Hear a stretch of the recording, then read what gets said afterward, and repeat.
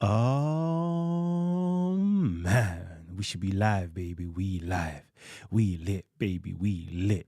Okay. So, right now I'm just doing a test for this live stream to make sure that the audio is nice and loud because we've had a few people saying that it hasn't been as loud as it should be. So, let's do this right now. So, this is me talking. And then let's go over here to subscribe in your mouth. Hey, hey, there we go. All right, cool. So if I hit the press that button.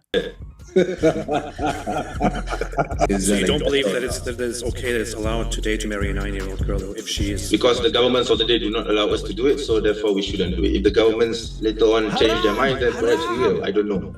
But at the moment, no. Yeah. At the moment, no.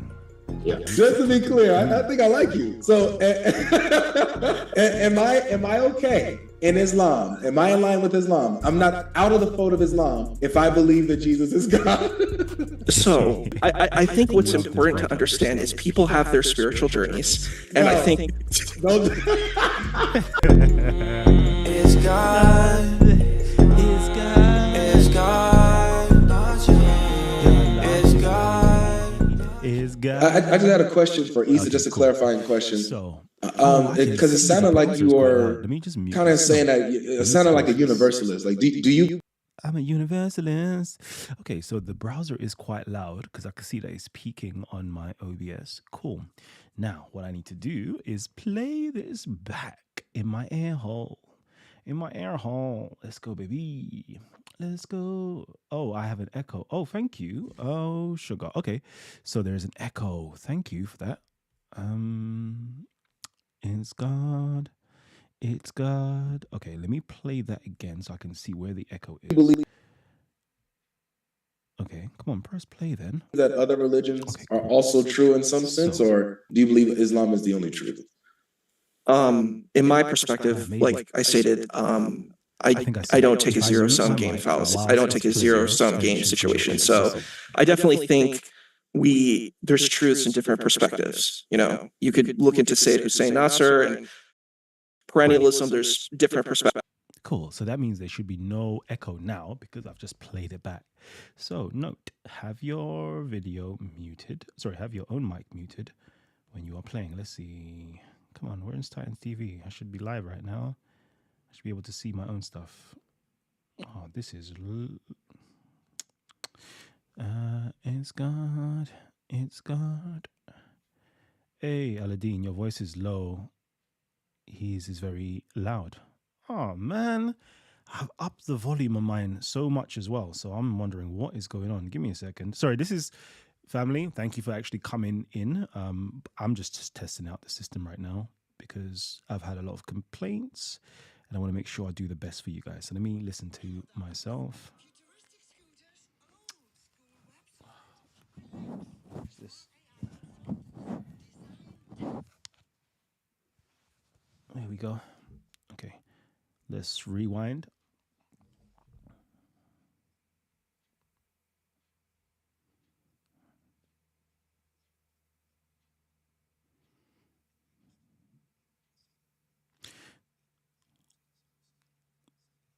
One second. Yeah, let's see. I'm just rewinded back. So let's see. No echo. No, I didn't hear if there was no echo.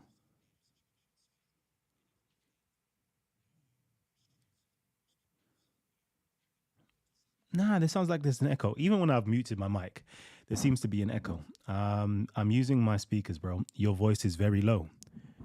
Wow. My voice is very low. Let me go back. I'm listening to my video. It doesn't sound low to me.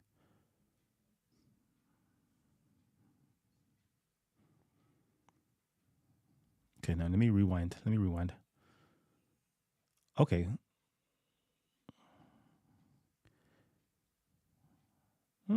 Okay. All right. Maybe it's low. Let me see. I'm going to up the volume. So let's go to this Rodecaster. Let's set the volume a bit higher than it is. Where is it? Oh, because I want to make sure that you guys have the best experience on the channel. Road Central update. Nah, let me skip this version for now. So let's go into the audio setup. Let's go here. Okay, I'm gonna up the dB some more. It's already upped a lot. I'm upping it up to 56 dB 56. Let's see how that sounds. Does it sound any louder now? It should sound a whole lot louder because I can hear it in my own ear. It just sounds wild. Okay, testing. 1, 2, 3. How does that sound now? How does that sound? Let's go over here. Testing. 1, 2, 3. Yeah, this is more than loud. More than loud enough. Yeah, it should be fine. Let's play the browser again to see how it sounds compared to perspectives. And I would say this exists within Islamic theology too. I don't think Islamic theology is just one box. So then obviously I have to mute yes, my you mic could. whilst it's playing. Yeah. Debate is over. We're done. Yeah, that's interesting. And so do you believe that Allah So maybe I think I have need to placed some reduce- hints of revelation bring in these that other back a little views, in these other worldviews? Okay. I don't see why minus not. 4 decibels. Let's do that. Min, Minus do you 4 agree? decibels for the Not totally. Sorry. YouTube So playback. so do you think And it that should really match Islam my own is the voice. only truth, or do you Because it believe should be that set up maybe Allah has roughly sprinkled minus some 12. truth everywhere? Otherwise, it'll be peaking. Well, it's like this. I don't believe that Islam is the only truth, hey. but I do Yeah, also that's believe it, that throughout, If it's from not the loud very enough, beginning, when that's Adam your was sent to fault. earth, Okay, Adam was a Muslim, what is and this? from his descendants, Islam was the religion of Tawheed, basically, was. Okay, cool. Okay, cool. That sounds good. That looks good. Now it's to see what you guys are saying, whether the volume is loud enough. Your voice is still low. We can hear you while he speaks. We can't. I think it's saying we can't. Okay, we can't. Hit like. Yeah, thank you. Hit the like. So I'm testing. I'm testing yet again. So for you guys who are here whilst I'm testing to make sure that the quality is good enough for you guys. You're saying that I still sound low, but it's quite high. Let's listen.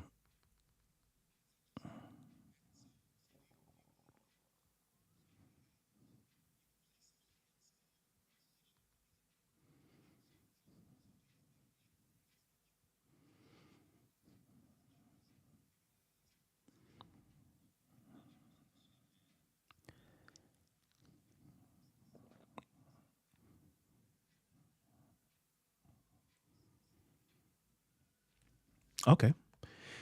You're right. Let me make it louder on, but this is gonna, it just looks like it should be peaking if I do that. So let's go here. Thank you. I love it. This is why I love having you guys who are just active, because you guys really help me out. So I'm gonna up mine by about 4 decibels on the OBS. Let's do this. Hopefully there's no feedback noise. That is done. Cool. So I have upped it by 4 decibels. Let me know if the increase of 4 decibels helps. If not, I will increase it by about 10 decibels. So I'm just waiting for you to let me know. Especially you, Aladdin. Let me know. Is the increase of the decibel sounding good?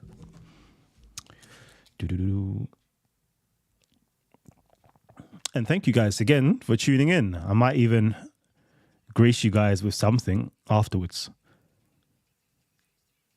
because I really do appreciate you guys helping out. Oh, and we do have a show coming up later on today. 65 verse 4. Sorry, Quran 65:4. Okay, make it higher. Okay, I'm going to increase it by, but it's okay. Over here. Look at that. It's peaking. It's peaking a lot. When I speak, I can see it going into the red. Let's see what happens if I put it up by 10. This just sounds like it should be wrong. But I've seen that you guys complain. So look at that. Every single time I speak now, it shows that I am peaking. But I don't know. Let me know.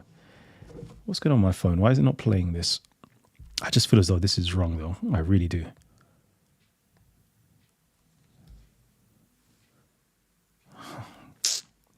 going on my phone?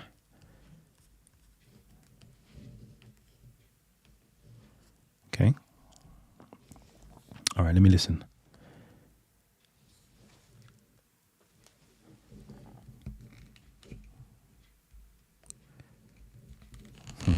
I can't even listen. Can you imagine? What's going on with this phone? Let's get rid of this. Reopen YouTube. Reopening YouTube, and I am testing the audio. Okay, let's hear. So many ads. YouTube has really spoilt the user experience, you know.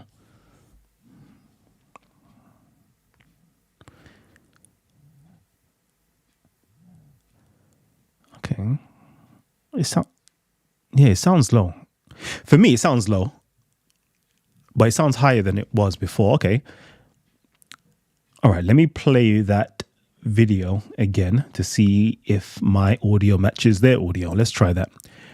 So, playing their video. The primordial religion, the only religion throughout the ages. Let me mute my mic in case there's a feedback. Of monotheism, right? And then, the prophets came to correct these beliefs.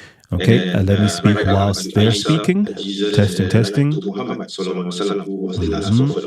Yes, my name is Callum. It sounds like I run Titans TV. I look good. Okay, pausing because it sounds like YouTube. Pausing this. Okay, now let's listen back again.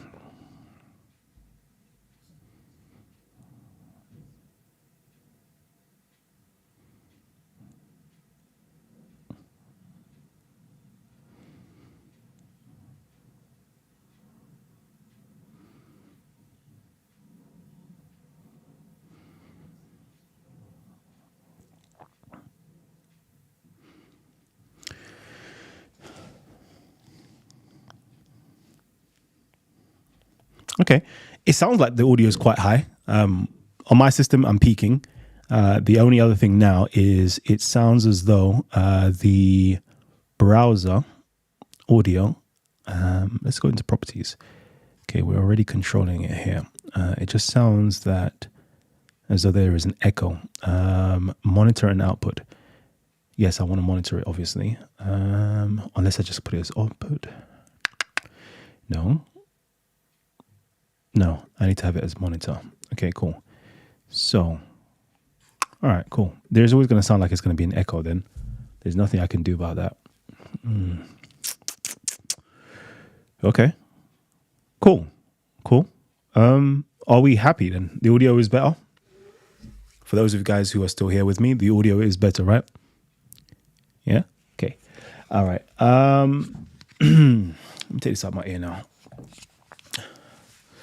So, on a real quick one, you know, it just sounds crazy when I can hear myself in the background. But yeah, quick ones then. We are going to be doing a show later on at 8 p.m. GMT. That is 8 p.m. GMT. I don't even know the hours anymore of EST over in America. And, you know, we've got people 6 hours ahead of us over in Malaysia and somewhere else. I can't remember. Malaysia and somewhere else. So, Philippines, let's go. Malaysia and Philippines, roughly 6 hours ahead of us. So, and that being said, what am I saying? I want some of you guys to actually come on and debate this topic. I know the Muslim world is going to be very varied with this topic because obviously some are going to be saying yes. You can marry a child. You can marry a child. Some may be saying no, you can't marry a child. And it's going to be very interesting because we're going to see the different positions. Hopefully, if everybody does turn up, we'd see the different positions, especially from a Maliki, Hanafi, Shafi'i, Hanbali school of thought. We'd love to see those differences. We'd love to see the Quranist Muslims perspective. Maybe even Shia Muslims might even jump into the conversation. So it'd be interesting to see and hear from them. Ibadi, I don't know if we have. Do I have any Ibadi friends like that? I don't even know. I don't know if they will even come on. That's the question. So we'll see. We'll see who does turn up. Because I'm quite invested. I'm heavily invested in this conversation because I like it. I did a deep dive into this 8 years ago when I first learned about this. Did a very deep dive, and shouts out to my Salafi brothers as well, because we have my Salafi brothers such as Shamsi, Adam, and there was another brother. I can't remember their names now, but shouts out to them. Because even though I don't agree with them, I respect them. I really do respect Shamsi because he believes his thing fully. Like he is on his deen. He has his manhaj, right? His methodology of doing things, the way they do things, the way the Madkhali sect of Salafism does things. And I respect it 100%. Yeah? Like, no wishy-washy, straight to the point. This is what it is. And I can see the allure with the whole Salafist movement because it's very simple. Like, it seems almost logical, like A, B, C, D, E, F, like Aqidah, like, let's just say there's Tawheed, the belief in the angels, belief in the messengers, believe in the books, believe in, I don't know, the last day, etc., etc., etc. It's like, it's so simple, so easy to get. We affirm this and we deny that. It's so simple. I swear to God, it's so simple. And I respect them and I respect their movement. But yeah, shouts out to them because I think it's them that actually put me onto the science of hadith. And I learned that. Because I was like, okay, cool. My thing is, if I'm going to have, sincere, and that's another word of Shamsi's. These are Shamsi's buzzwords, brother, are you sincere? Are you a sincere brother? See, it seems like I'm peaking on this mic. I can hear myself peaking. I can see the volume peaking, but you guys saying you need it louder anyway. So yeah, let me bring down this. Yeah. So, yeah, like, are you sincere? Are you sincere? It's like, yeah, of course. And I'm like, okay, cool. Let me read your stuff. Let me see your standpoint. Let me see where you're coming from to really like engage and be on the level with you, to have a good conversation with you and kind of see how your mind operates. And I think it's via them that I basically just got loads of science of hadith books to kind of understand that trade of thinking. Because as I said before, Speaker's Corner, I never knew people had such beliefs. I never knew there was such diversity in Islam like that. And I was like, oh, like, huh? When I read, like when I read the Quran and I read the histories, like I came to a completely different conclusion than what was apparent to me at Speaker's Corner, where the majority of the Muslims there were saying another thing. I was like, huh? I never knew. What, you believe your prophet is illiterate? What the hell? Like, I was like, huh? That was mind-boggling to me at the time. I was like, imagine that, an illiterate prophet. Like, and you lot want to take advice from an illiterate person? Again, I don't mean to offend anybody. I'm just saying my version of Islam growing up, how I learned it, versus coming into Speaker's Corner and learning that version. It's like, it was mind-blowing because I was like, and they were always talking about akil, like your intellect. Like, it's like they shut off their intellect or their logical brain thinking to follow what scholars or something. I don't know. I can't remember. I used to have these conversations way before. And I was like, right, this is crazy. So you're telling me you're listening again, like you wouldn't go to a lawyer who hadn't studied law to represent you. You wouldn't go to a doctor that hadn't studied medicine to, perform surgery on you. Like, it just doesn't work. Like any profession, you just wouldn't do. Imagine going to, into like a priest, but they hadn't gone through seminary school. It's like, I don't understand. It just didn't make sense to me that, the person that you are most beloved, your prophet and so forth, that they never read a book. And if they never read a book, they never read the biblical scriptures. So how are you going to represent, how are you going to be a prophet? How are you going to be a representative when you haven't read the book? Like, it doesn't make any sense. It's like me coming again, Speaker's Corner and all these different places and engaging with Muslims, but I haven't read the Quran. How the hell am I supposed to engage with you and debate you? And it didn't make no sense to me anyway. Like, I swear that version of Islam, it just never made any sense to me. So I was like, let me learn about them a bit more. And I was like, okay, cool. Cool, I understand. Now I see. But yeah, shouts out to everybody. Shouts out to that. So I'm just saying, like, learning the science of hadith, learning that, I was like, okay, cool. And then I think the first hadith that I did a deep dive on was the Aisha hadith. No, actually, I did more deep dives. I did some other dives as well. I did a few other dives. And just realizing, you know, me doing my own, following their principles, their usul, following their principles, right? And I did my own thing. I'm like, a lot of these hadiths are just not sahih, are just not reliable. But it's baffling that, okay, the people that have written it as sahih, i.e. your Bukharis and your Muslim, supposedly these are going to be sahih. But in there, I can spot flaws in your work already. And I'm like, so what? So, like, you, man, like, haven't you spotted the flaws in this? It's like, no, brother, it's not for us to do, ijtihad, or it's not for us to, correct. Like, just go into it. Like, they will never do it. They themselves will never do it. You point me in the directions to go and learn science of hadith. I've gone on and learned science of hadith to challenge you on these hadiths, but yet you don't want to respond to me.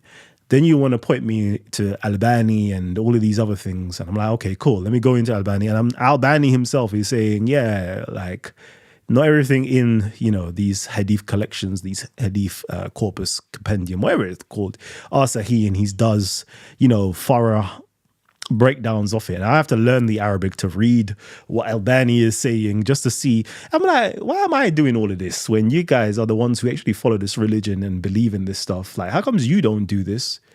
You say you rely on the scholars to do it. The scholars say that it's not sahih, but then you still follow it as though it's a confusing world. So I can't wait to see what other people are saying. That's what I'm saying. I just like to see the debates because, yeah. Anyways, let me stop talking. Let me see what you guys are saying. Okay, sounds good to me. Cool. Cool. His audio has echo. Okay, cool. Shamsi's a real one still. He stands on what he believes, 100%. Unlike Muhammad Hijab, he's egotistical. Yep. You don't make sense. You don't need a PhD too. I don't make sense. I don't know. Could you explain that one? I don't mind engaging with you guys. Let me go into my own screen. Yeah, there you go. Yeah, talk to me, guys. Let me have a conversation with you guys now. So I'm going to read the comments, right? The best way to actually get my attention is just to tag Titans TV. So my audio is better, I hope. That was the whole point of this particular stream. But now I'm actually going to be here engaging with you guys. Should I do that? No, I don't know. Yeah, okay, I'll leave it like that. So I'm waiting, waiting. You don't talk to me. I'm here. You don't have anything to say? Any questions? Any comments? I love them ones there when people say, Callum, you're wrong. We can go into something, anything. Some of you I was talking about Kemet the other day. Like, what is it, man? Talk to me. I'm here for a few more minutes. I don't mind. Again, I was just testing the system to make sure that the audio is good. Oh, my battery's about to die. Okay, let's see. Most of the prophets were illiterate. They were, for the most part, lame men. Okay, that's what you choose to believe. The prophets of the Bible wrote in... Well, let me say, the famous prophets in the Bible wrote books in the Bible. So I don't know how they are lame. It doesn't make any sense. It really doesn't. And I think, again, depending upon your tradition, one has to go into your tradition and understand what a prophet is. Most of you guys will have to go back into Jewish literature to understand what a prophet is. Most people are influenced by Christianity, so there is a Christian version of prophets. Cool. Most people are influenced by Islam, and there is this, understanding of what a prophet is or what Muhammad was. So therefore, all prophets are the same, and all, cool. Revelations are the same as the Quran type of vibe. It's meant to be like shit. I don't know. It's meant to be like that. No, it's not. It 100% isn't. Like my tradition, personally, I come from that ancient Egyptian tradition, or Kemetic tradition, or whatever you want to say, right? And we have our prerequisites in order for somebody to be called a prophet. A prophet from prophetess is literally a Greek word that was there, that was first brought into, it was there as a word to describe ancient Egyptian priests who were called prophetess, right? And you learn about ancient Egyptian priests, they had to be well learned and studied in order to become a prophet. Like, it doesn't make any sense, like, to be illiterate. It really doesn't. It doesn't make no sense. How can you speak in the name of God, for example? You're speaking in the name of God, and you're meant to be speaking the words of God, but you yourself don't know the word of God. How? Anyways, I digress. Doesn't make any sense from my perspective. To your perspective, to you be your own. I'm just saying my perspective, it don't make no sense. Let's quickly keep on reading. Let's start the show. Post the link for the stream so we can do some cooking. I'm hungry. Oh, okay. No, well, the show tonight is at 8 p.m. Is at 8 p.m. But if you guys would like to jump on here and have a conversation with me, I could put it on for a little bit. Oh, splendid. My charger is here. Although I do have work to do, just to let you guys know. Just because I'm here does not mean I don't have things to be doing. Let me sit up. I'm too relaxed. Okay, cool. Okay, Jesus was illiterate. I'm not even Muslim, but to me, Shia are the true Muslims. It only makes sense for Muhammad choose his cousin Ali. Do you know what, yeah? See, even that whole choice of Ali, yeah? I don't know if it's because of my pro-black leanings or not, yeah? Even though Ali was black as well, but it doesn't really make no difference. And cool. I don't even think that Ali should have been the next caliph. I don't think so. I don't think that was his intention.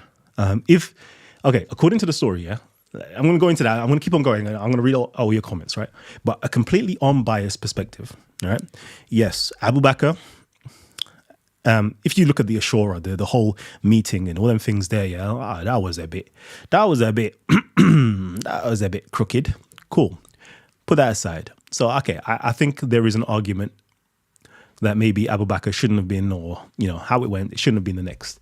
Okay, now, do I think Ali should have been the next? No, not really. Not really. Just because of bloodline? Yeah, not really. I don't think so. But even if we're going to use the bloodline argument, okay, that's cool. Let's go back and let's see.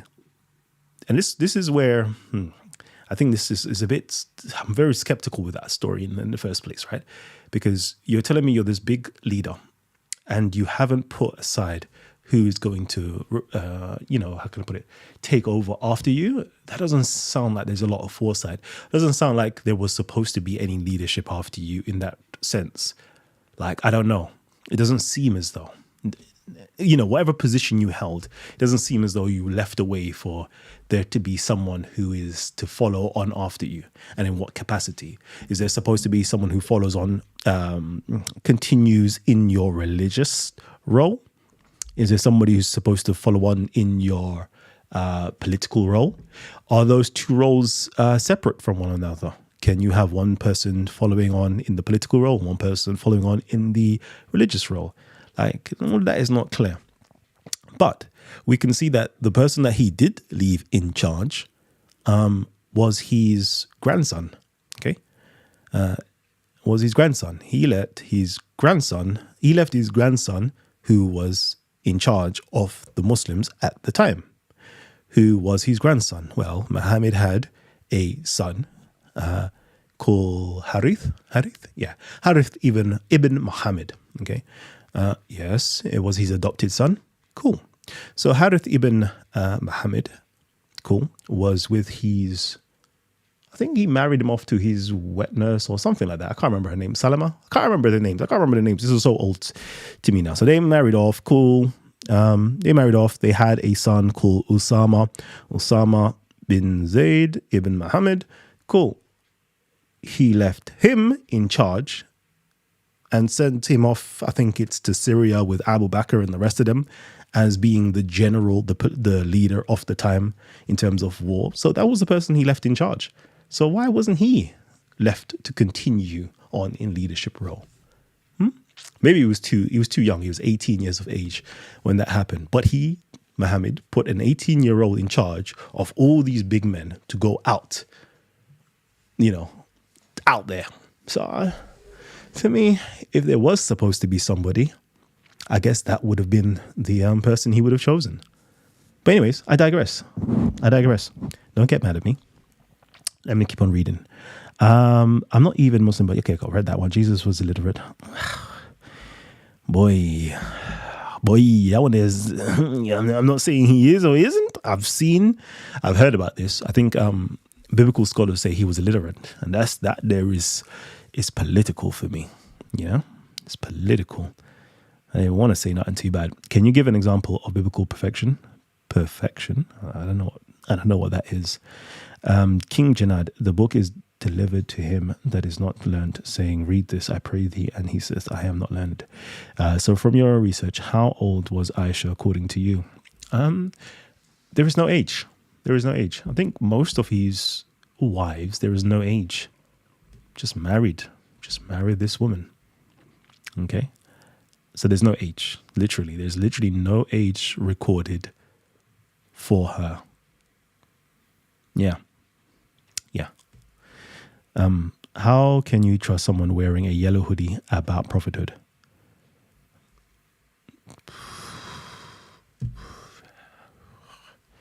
I don't know. You don't have to trust me. I'm raising questions and I'm stating facts, to be honest with you. Like, what is your criteria for a prophet? Let's start there. A lot of people just talk. Like, this is a prophet, that's a prophet, this is that. Okay, what is the criteria to be a prophet? Okay, what is the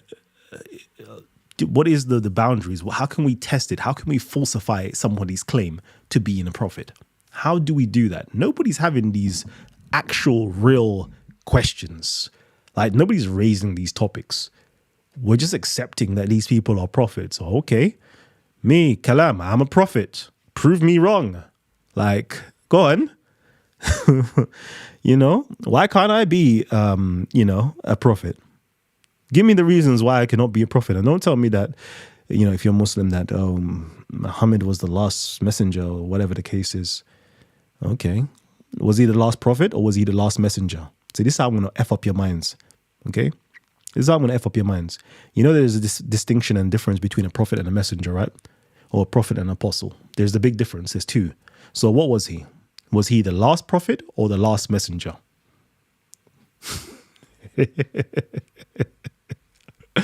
Which one was it? And most people don't even know that even after the time of Muhammad, a lot of people claim to be prophets or messengers, whilst Islam was established. And there was lots of battles and lots of wars that took place after that. Like, yeah, what's the criteria? What is the criteria? How do we falsify somebody's claim? Okay.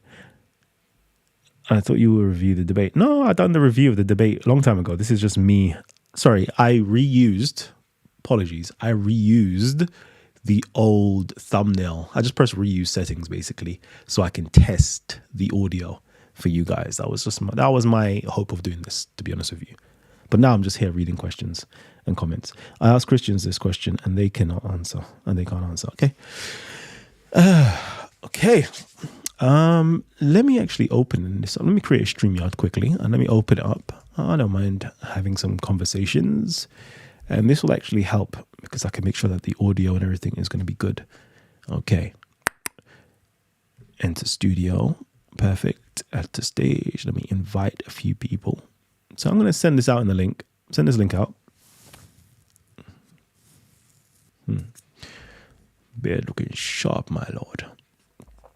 Let's do this. So let's send out the link. There you go. Here's a link sent out.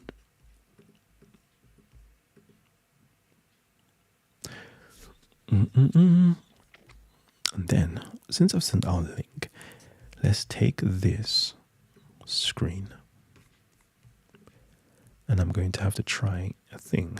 So we've got this over here. Let's put the StreamYard details in it.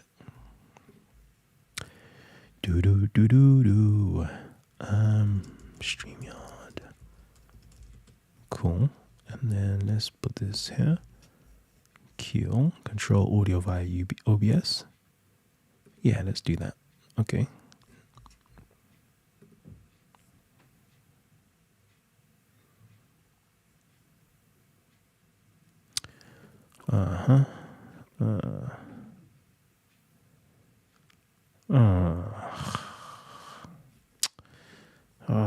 That's all long.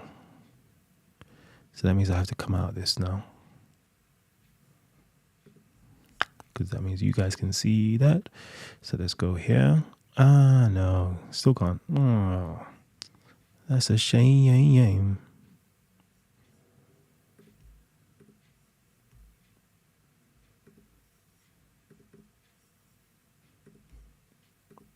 Maybe I should have done this before.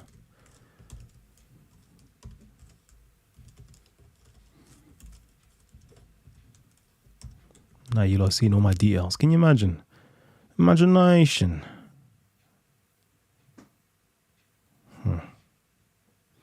Yeah, that's a bit too much. That's a bit too much to be doing. I'll just do share screen otherwise. All right. Oh yeah, I could just share the StreamYard link. Screen capture. There you go. I'll just do that instead. Okay.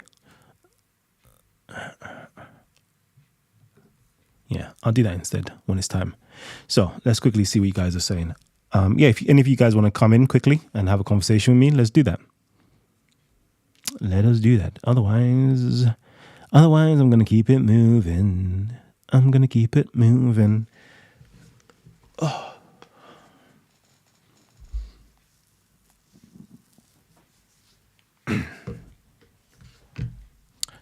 Family tree. Anything that you guys want to say? We've got just on the 20th, you guys here. If there's anything that you want to say, let me know now before I go.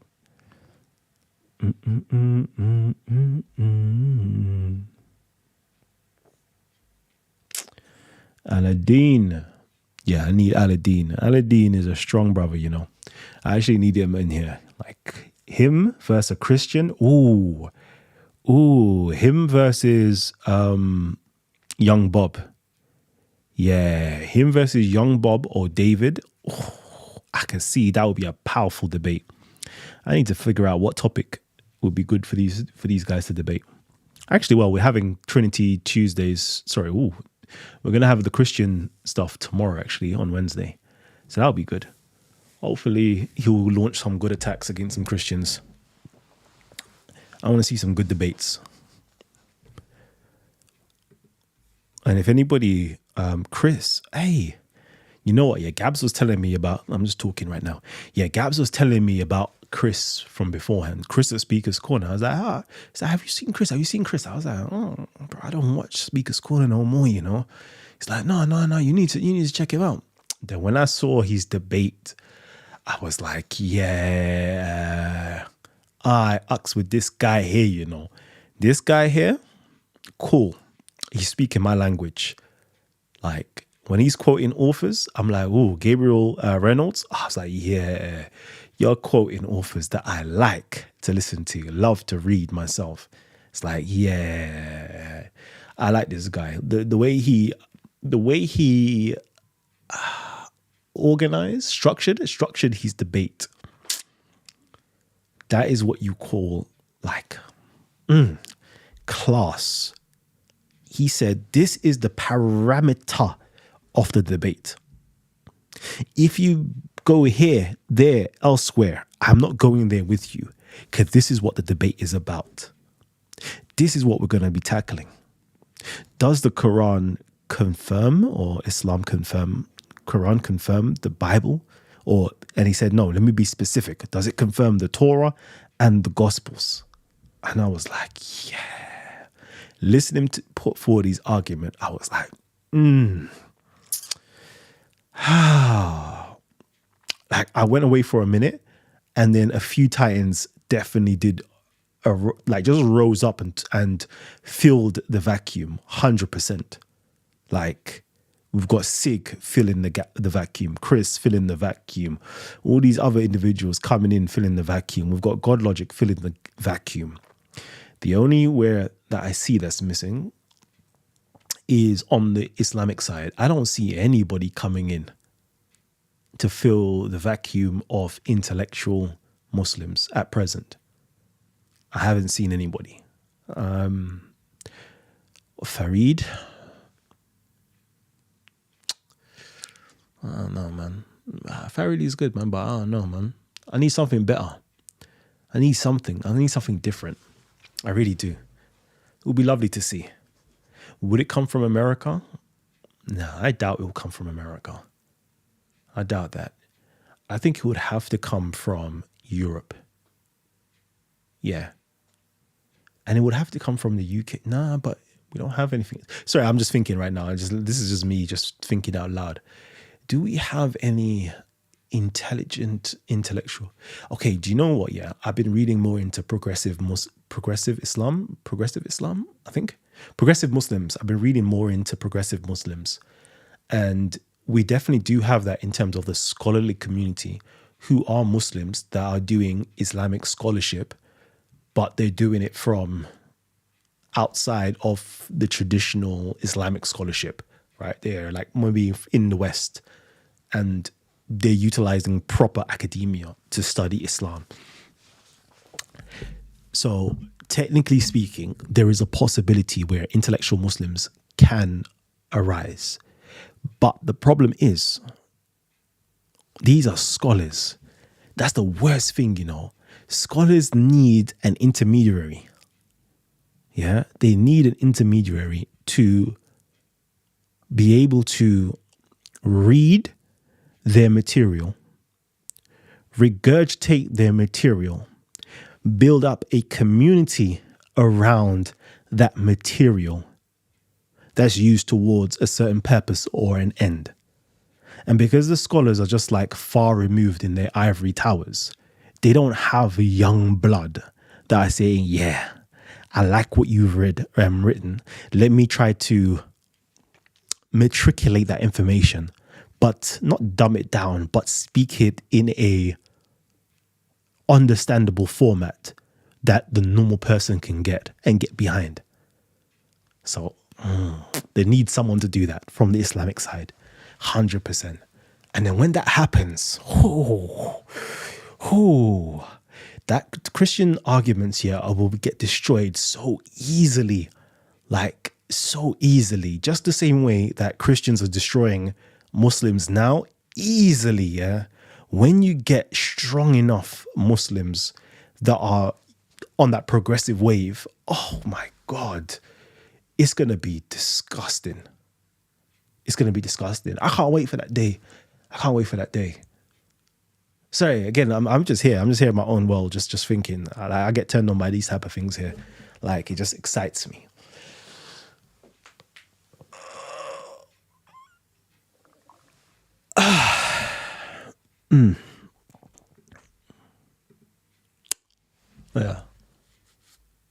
Yeah. And you know what? Yeah, just saying, because I'm seeing the wave, right? I'm seeing the wave. I'm just talking. What am I talking? I'm talking like this is therapy now. I'm still waiting for you guys to drop some comments. And again, the link has been shared if anybody wants to jump on in. I'm seeing it now. Okay, let me just show you guys something. Sit up for this one. So there is a wave that's taking place right now where Gen Zs, and I can see it going into Generation Alpha as well, they're being influenced by social media heavily, but even more so TikTok. And there's this TikTok generation, and I'm seeing it heavily that this TikTok generation is getting involved with debates, okay? And it's usually easy. It's usually religious debates. So these young Gen Zs, right, Christians, Muslims, they're getting involved. And I guess why are they getting involved? That's the question though. Why are they getting involved? Okay, they've been brought up over and on the internet. They're unable to physically fight and battle with each other. So the next best step is to battle intellectually. And then there are certain prominent figures that can represent, especially Christian Gen Z, I guess. Oh, and then Islamic Gen Z, because you got your whole Ali Dawas, your Muhammad Hijabs, you've got the whole Andrew Tate. All of that is going on. That is all coalescing, where it's just fertile ground for debates to be taking place. Oh, it's going to be good, like this next 5 years, it's going to be a nice time for debates. There's an opportunity there for Christian leadership, particularly. If you want to grow your church, Christian leaders, right? Because I have a lot of Christian churches. I have a lot of churches I work with. Okay. But if you really wanted to grow your membership base, I would do exactly what the Muslims did. Create dawah scripts. Imagine that. Yeah. On how to attack Islamic ideas. Write a script. I remember years ago, I showed the dawah script. This is how they do it. They go into God, blah, blah, blah. Logical deduction. Therefore, Muhammad is a messenger, and therefore you should leave Christianity and follow Islam, basically. If you create something like that, you'll cause a problem. You'll cause a problem. Just saying. But then you got the whole right-wing stuff, and then you got the whole, everybody's going to be doubling down. So the extremist Muslims are going to become even more extreme. There's going to be a lot of problems in this country, Next 5 years, there's going to be a lot of problems. It's going to be nice and beautiful in certain aspects, but I can see there's going to be a lot of problems. See, that's how a prophet thinks, by the way. This is how a prophet thinks. A prophet is somebody who's able to perceive the future, right? And become a warner and tell you guys to fix up before this calamity does take place. But anyways, y'all need to prove me wrong that I'm not a prophet. Aladdin, let me just share the screen. How you doing, King? Am I coming clear? Good evening, everybody. Good evening. You're definitely coming through clear. Thank God. Actually, I would love to join your next stream, but that would be around 3 a.m. in my place, so I would be in deep sleep. Yep. And I love the subject that you want to talk about. And I love to discuss with anybody, especially those Christians, when they come and talk about child marriage. Wow, I love it. Allah knows how much I love it. I really love it. And I can cook them very well, especially when I'm hungry. Wallahi, I can. Unfortunately, it's 3 a.m. It will be 3 a.m. on my time, and I will be in deep sleep. Anyway, I joined you because you mentioned some points that I would like to answer, if you don't mind. Yeah, go ahead. First of all, you said why Muhammad is a seal prophet, not messenger, right? So that was your question, one of the questions. Yes. Was he a seal prophet or messenger? Yes. See, if you read it, if you read in Surah Al-Ahzab, in the Holy Quran, verse 40, Allah is saying, ما كان محمدا أبا أحد من رجالكم ولكن رسول الله وخاتم النبيين. Prophet Muhammad was not the father of anyone among you, but he was nothing but a messenger of Allah and the seal of the prophets. Now, here you need to learn some Arabic grammars to understand the verse.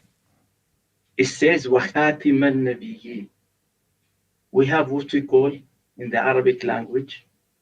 Do you know what is harf al-atf or conjunctive letters, conjunction? That's grammatically. Conjunctive letter. Now, the letter between khatama, and nabiyyin and rasula is waw. Rasulullah wa khatama. So we have what we call waw in the middle, which is harf atf, conjunctive letter. So if the word next to the conjunctive letter end up the last letter with a diagrammatical mark or vowel at the end, we call this in Arabic fatha, end up with a sound like ma. Now, this word will be attached to the word that come before it, and with also same diagrammatical mark, which end up with fatha at the top, vowel sound also like ha, la. Now, when you say wa khatima, khatima is attached to the word that comes before it, rasula. So when he says wa khatima nabiyyin, khatima also refer to the rasul. So khatima is attached to both grammatically in the Arabic language, and nabiyyin and rasul. Were you able to understand my point? I definitely do. You're basically saying that the wow conjunction lets you know that him being a Rasul and a Nabi is also, both of those terms are used to say he is the seal of both things. The letter, the conjunctive letter, is the evidence that he is as the seal both Prophet and Nabi. Okay. So you should know some grammars here. If you don't know Arabic grammars, believe me, you won't be able to understand this. With all due respect to you, I don't mean to offend you or anybody.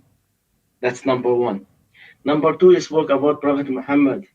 And you said, you know, when you were going to Speaker's Corner, he's illiterate, or, I didn't believe, how come? You see, it's okay, come on. You see, Prophet Muhammad, subhanahu, sallallahu alayhi wa sallam, subhanallah, Prophet Muhammad was an illiterate prophet who does not have an earthly teacher. His teacher was Allah subhanahu wa ta'ala. So he was an illiterate human with godly teacher, not a human teacher. That's number one. Number two, if you want me, I'll give you some evidence from the Holy Quran to support my claim that Prophet Muhammad was illiterate but educated by Allah subhanahu wa ta'ala, the creator of all. Now, if you read in Surah Al-Ankabut, chapter 29, verse 48, Allah said, وَمَا كُنْتَ تَتْلُو مِنْ قَبْلِهِ مِنْ كِتَابٍ وَلَا تَخُطَّهُ بِيَمِينَكَ, which means, O Prophet Muhammad, you did not recite any book before, nor did you write down with your hand. So this means that Prophet Muhammad never read or write. That's by Allah subhanahu wa ta'ala. When you read Ma kunta tatlu in the verse, means he does not read. Wa ma kunta takhut, that means he does not write, but he's educated. You read also in Surah An-Nahl, chapter 16, verse 78. والله أخرجكم من بطون أمهاتكم لا تعلمون شيئا وجعل لكم السمع. Now, والله أخرجكم من بطون أمهاتكم. The word here in English, Allah brought you out of your mother's womb in this state that you knew nothing. The root word in the Arabic language, to understand the meaning of the word, you have to remove what we call huruf ziyada grammatically, the extra letters, and go back to the root. Now, what is the root in the verse? It said, وَاللَّهُ أَخْرَجَكُم مِّن بُطُونِ أُمَّهَاتِكُم. Ummahatikum, that's a plural of mother. Singular is ummi, and the original word of ummahatikum is ummi. And ummi means illiterate. So when Allah subhanahu wa ta'ala brought us, we were newly born, we were born as ummi. We know nothing. We don't read or write. So therefore, and we have many evidence from the Holy Quran prove that he doesn't read and write. And if you go to the Bible actually prophesied about this illiterate prophet to come. Okay, let's stop you there. Okay, sure.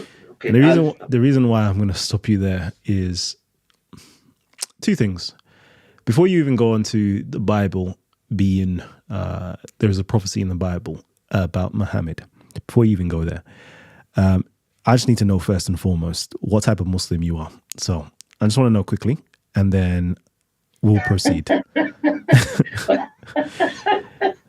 What do you mean by type of Muslim? I'm a Muslim. I'm 60 years old. I'm 6 years old man Muslim. Okay, cool. I'm 60 years old. I'm a Muslim. All right. What I mean by that is, are you the type of Muslim that says that the Bible is corrupted? I didn't say that. Allah says the Bible is corrupt. Okay, so you're Allah, and I can show many verses from the Quran prove that. I hear you. I just want to be quick with it then. So you are a person that affirms that Allah says that the Bible is corrupted. I am Muslim Sunni. Yes, I do. Allah says that in the Quran. Yeah. If you want me to give you the verses, I'll give it to you. No, that's fine. That's fine. That's fine. So, excuse me, kalam. Yeah. And you will be shocked that I will show you some of the verses that they quote to prove that the Bible, Quran is affirming the Bible. Actually, those verses that they twisted is proving that the Bible is corrupted. The verses that they quote to prove that the Quran is confirming the Bible.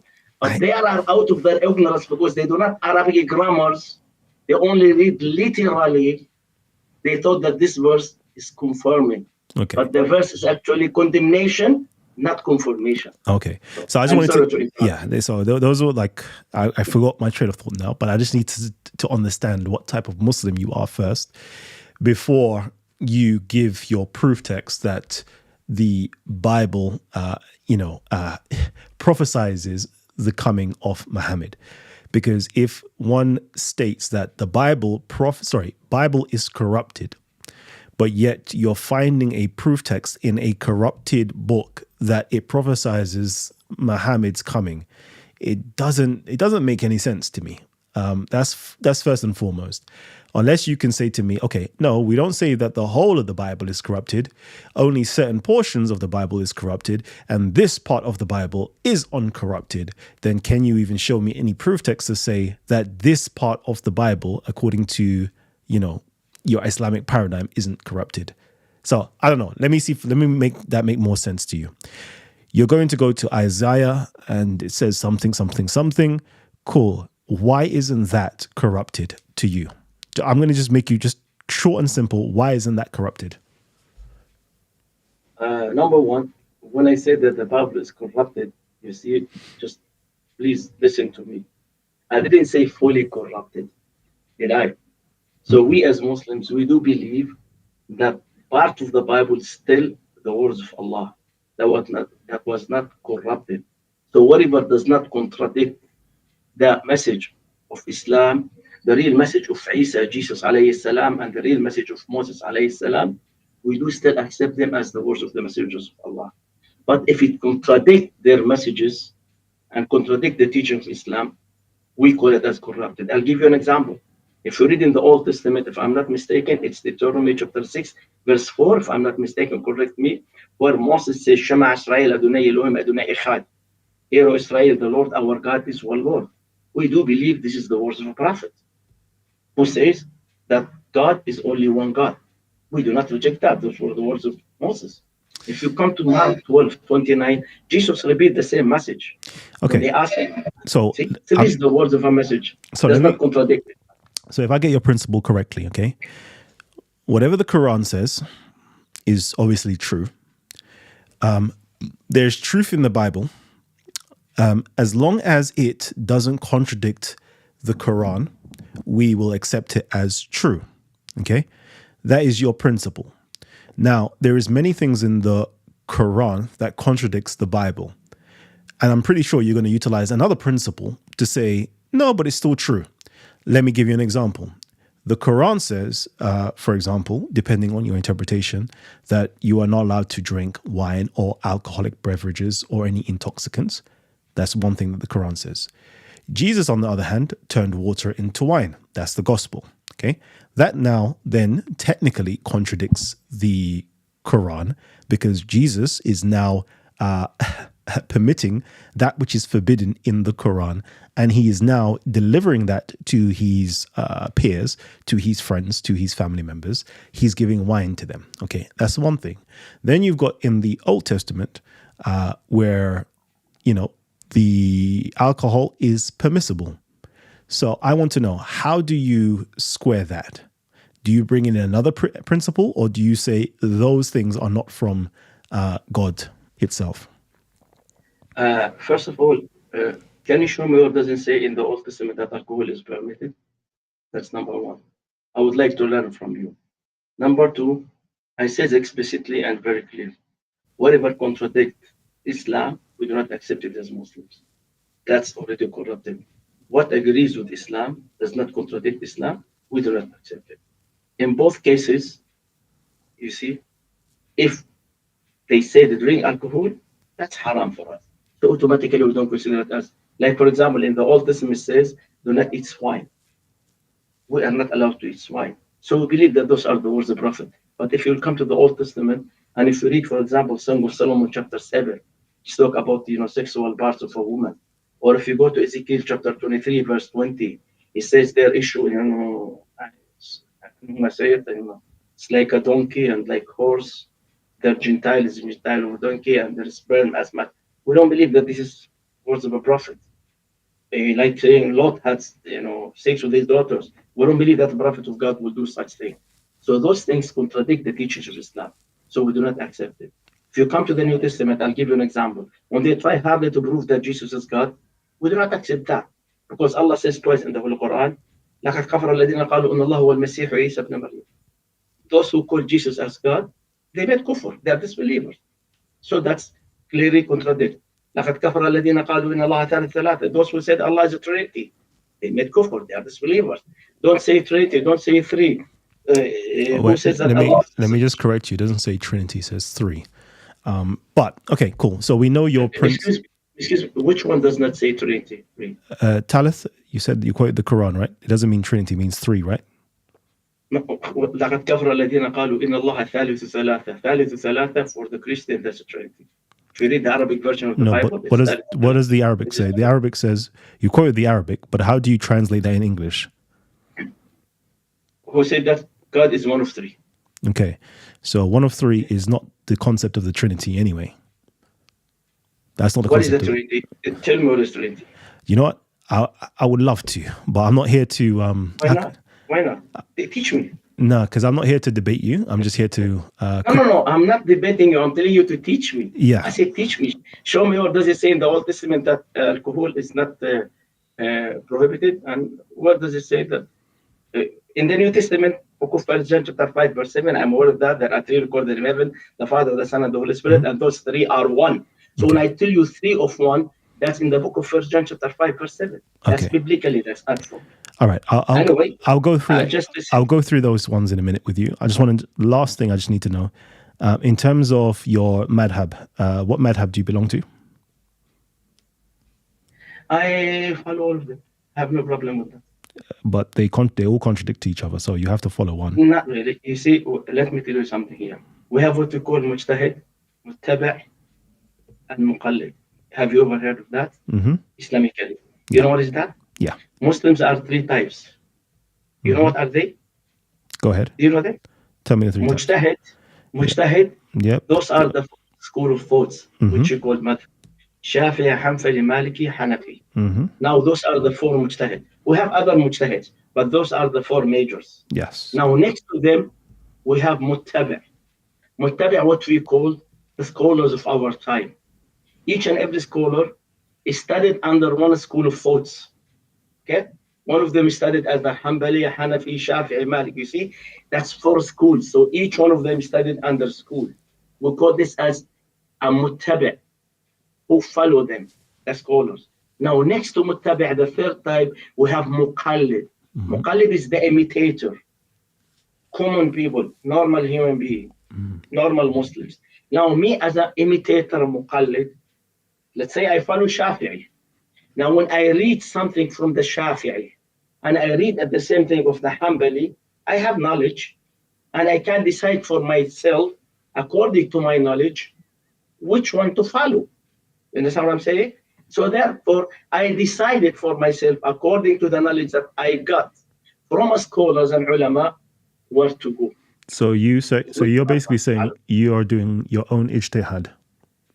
No. I said I am an imitator muqallid. So you are a muqallid, i.e., so muqallid tends to follow one, for example, one school of thought, one scholarly community. That's what they follow. Okay, they don't question it; they just follow.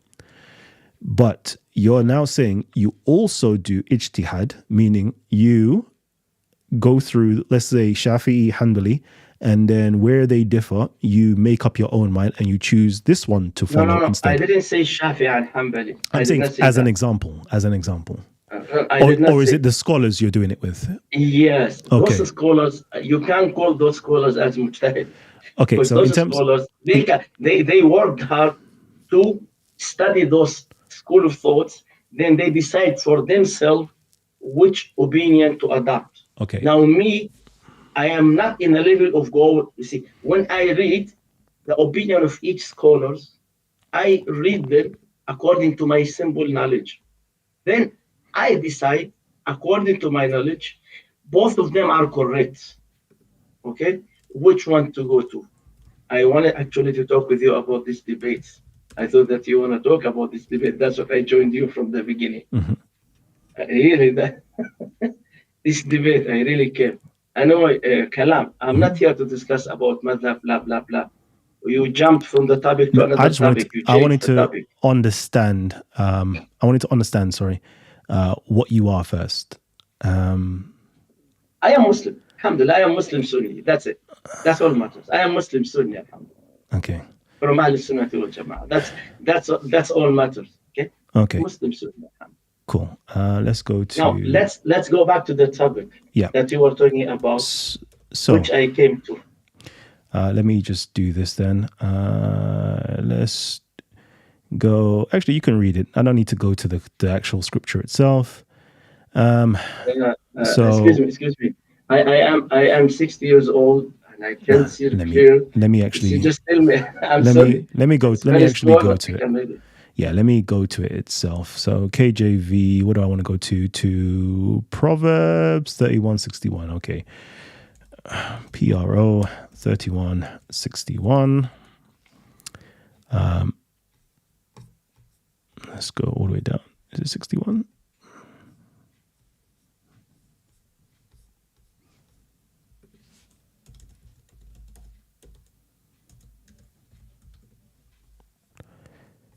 I'm right. Why is it not there? Oh, there it is. Okay. Kalam, you made a big mistake. You're trying to look for the verse that said alcohol is not prohibited in Judaism. Yeah. So it says here. No. You are looking into King James Version. Yeah. No. When you want to read the Jewish, go back to the Jewish sources, the Jewish Hebrew Tanakh. Don't bring me Christian English translation for the Jewish Hebrew Tanakh, because actually no problem. Christian, I'll do that. They corrupted the Jewish Tanakh by add, delete, and change. Yes, they do. No problem. No problem. That's fine. Yes. That's fine. So please go to a Hebrew. That's fine. Teach me, and we'll read it from the Jewish sources. All right. I'll help you out. You can go to Jabhat.org. Jabhat.org. That's the biggest. I'll go to Jewish Safaria. link. Safaria is good enough. Okay. So.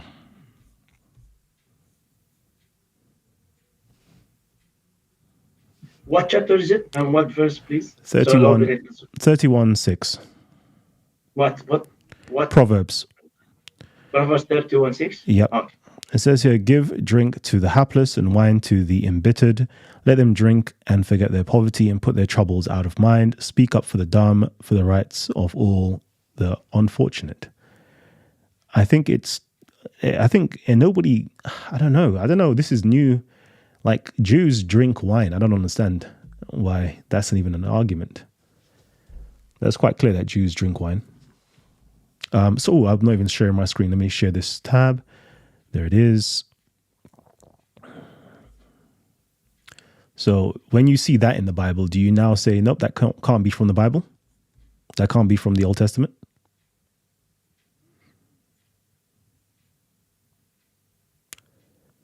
Come again? When you see that, like, I don't know, how do you square that as to say that, it's quite clear that Jews drink wine. So I don't even know why we even have to even go into that. Let me tell you something. As far as they know, some part of the Jews, they allow drinking wine, but to the point that you will not get drunk. Yeah. So other, like, I think, if I'm not mistaken, the Orthodox Jew, they forbid alcohol, not what to call them, not Orthodox.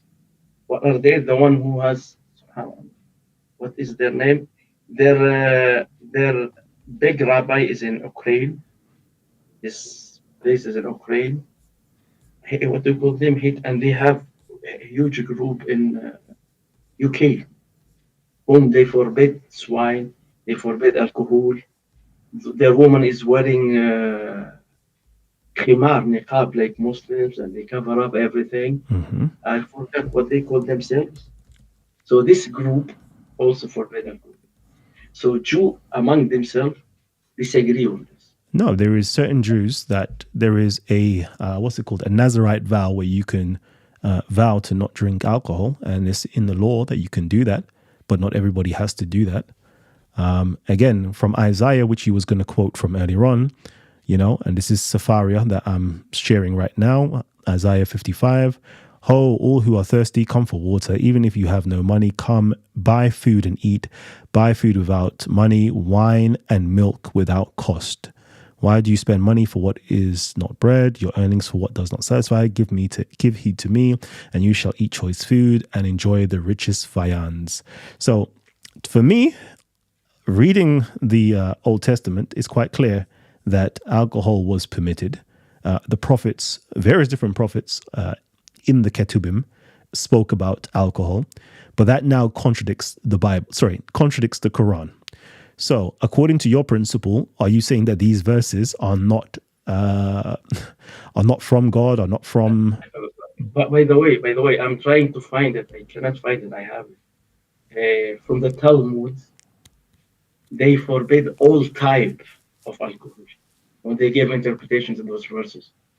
They gave an evidence that I'm trying to look it up. I have the file with me long time ago. I cannot find it. Which they give an interpretation to those verses that's actually alcohol is not allowed because that was in regard of the pagans. But aside from the pagans, it's not allowed. Then they forbid it. I'm trying to find it out. I have it many years back. Okay. I cannot find it right now. So, but you can find in the Talmud, they forbid all type of alcohol. So that's Talmud, right? That's not the revelation from, you know, according to your Allah, or, you know, according to my Jewish friends, they will call him Adonai or Hashem. What's your point? What's the point? What's the point? The point that I'm making is this, okay? Your principle is if it contradicts with the Quran, therefore you do not take it as being from God. It's not revelation, okay? So you're saying that somewhere in Isaiah, it confirms that Muhammad will come as a prophet, right? That was going to be your argument, okay? But we can find in the books of Isaiah and other books, right, that they say things contrary. You misquote me. Okay, go Actually, ahead. I was trying to quote you Isaiah to show you that they said he's Ummi as well. Yeah, that's fine. I know exactly. Yeah. You was going to go in. No. I was planning to use Isaiah and even Deuteronomy 18 where it says, I will put my words into his mouth. Yeah. God will put his words into the mouth of this illiterate that he spoke about in Isaiah chapter 29:12, and he will make me speak the words of God. So therefore, if you combine Isaiah 29:12 with Deuteronomy 18:18, you will find that God put his words into the mouth of this illiterate prophet who doesn't know how to read and write, and he made this prophet speak the words of the seal book. And how did he do that? By putting his words into the mouth of the prophet. So how did he put his words in his mouth? When he started reciting, the prophet started repeating what he was hearing.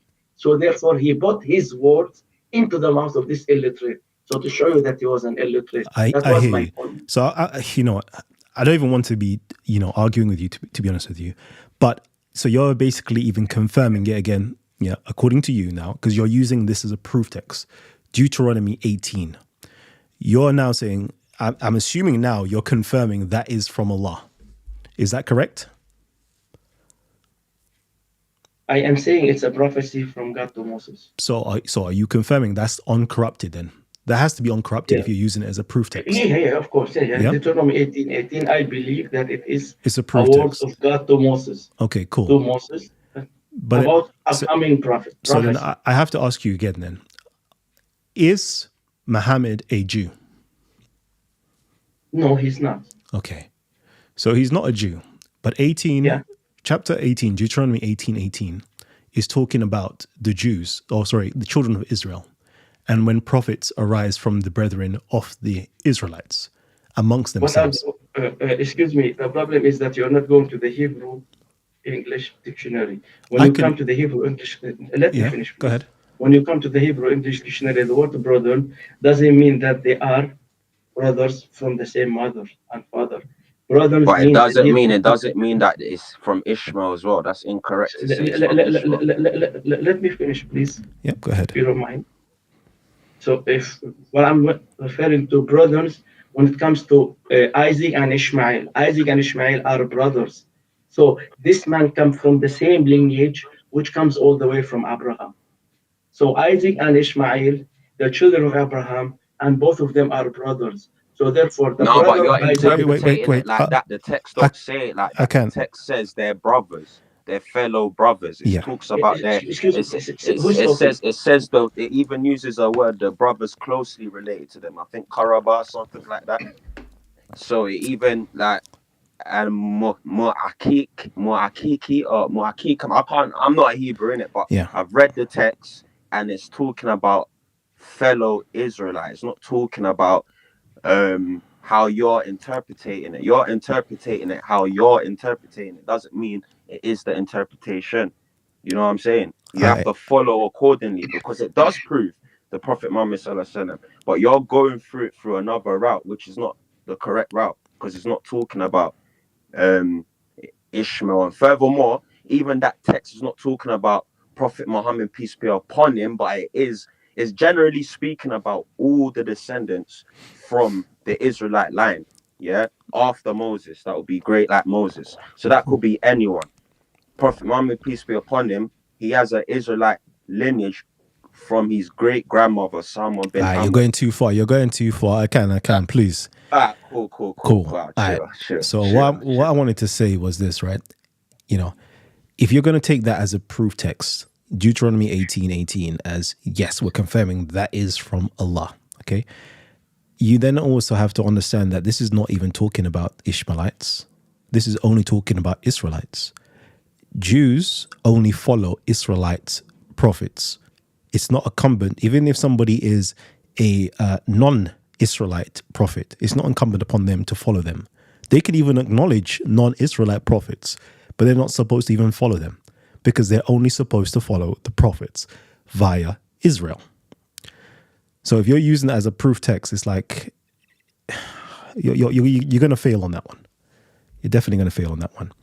But anyways, I want to just keep it moving swiftly, right? Because I didn't come here to actually do no debates. I think there was a second question that you had for me. I can't remember what it was, but I didn't even come here to debate. Let me just quickly see what you guys are saying. Brethren of Isaac is Ismael. You have to, again, family, when you're reading these scriptures, okay, please don't butcher it, okay? Read, i.e. from verse 1 to the end of the verse, read it inside of its own context. Because a lot of the times I'm just seeing people reading verses completely out of context. That is what I'm going to say. I'm going to open it back up for you guys to start talking. Callum, and you see when you talk about the alcohol, Mm-hmm. and that the Quran contradicts it. But in Surah 7:157, the Prophet Muhammad, peace be upon him, he, according to the Quran, he is coming to break like the burdens that the Israelites went through, and drinking is a burden. So, you know what I'm saying? That's a way to combat whatever you're trying to say. I would even say that, again, I haven't come here to debate, right? But the whole drinking stuff, that there is a can of worms, that we can have that's a good debate, but I don't even want to, because that's a very good debate topic, because we'll find out that early Islam, or in early Islamic communities, alcohol was not forbidden. Muslims used to drink alcohol. That wasn't even a problem. That's just a later interpretation of it. But that doesn't necessarily need to deal with religion. That could be like a community, like a social issue. You know what I'm saying? Mm-hmm. Nothing religious based. Yeah. So where was I though? I'm trying to catch back where we were in the conversation. Morning. I just want to interrupt and say hi and hello to everyone. Thanks for having me. Prima. Trinidad. What's the time over where you are right now? Yeah, it's 7:21 a.m. I'm on the West Coast. That's why I almost missed the time. So today is our practice for the next stream. Yes. So again, in the next 4.5 hours, we're going to do a live stream. I can't wait. Hopefully, I will see most of the faces on here. Come on. It's going to be on Surah 65 verse 4. And whether child marriages are accepted does the Quran permit child marriages? Okay. And I'm going to be very specific with the question. Okay. Very specific. We're not talking about Islam. Okay. Let me do this.